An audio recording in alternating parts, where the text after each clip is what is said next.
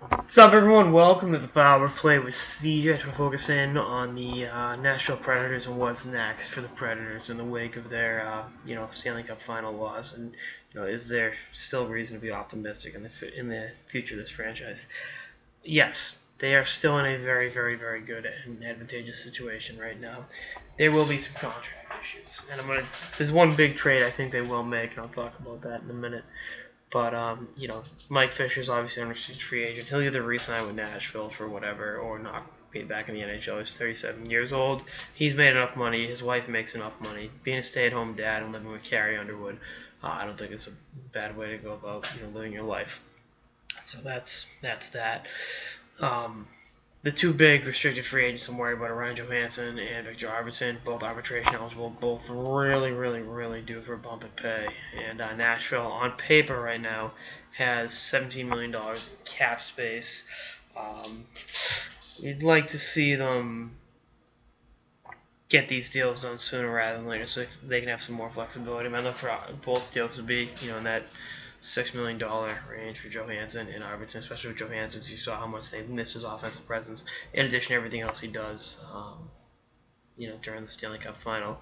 A couple other intriguing restricted free agents. Austin Watson, who played well in the playoffs. Frederick Gaudreau, who kind of came out of nowhere to be really good in the final. And Pontus Aberg, they'll get taken care of. I'm Dave Boyle, I'm not losing sleep over them. Likewise, St. Dale Fisher, that's going to manifest itself either in the form of an extension or 1-year extension for not a lot of money, or he retires and takes a job in the front office. So, those are your guys. Will Vegas take Colin Wilson or someone? I don't know. I can't answer that objectively. I still want to see what their protected lists are going to look like, because I think there's a good chance they lose Colin Wilson, Craig Smith. If he's unprotected, then Kelly Yarncroke, something like that. But that's a cost of doing business in the NHL. Given how deep Nashville is on defense and how their D helped really bring them to the Stanley Cup final. You look at Subban, Yossi, Ekholm, Ellis.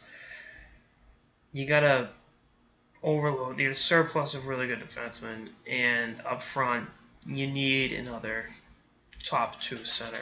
38 years old, Mike Fisher's not going to be that for you next season, which is why I think there will be a deal centered around Matthias Ekholm, a draft pick, and maybe Dante Fabro for Matt Duchene. I think Matt Duchene will be a Nashville Predator at the end this offseason. I think Colorado's going to do some full-scale organizational overhauls, and I think Duchene is a guy that Dave Boyle would really like to get in this lineup. Because again, he's a game-breaking offensive threat that's got the versatility to play center in the wing, and given how much the depth or lack thereof at center was exposed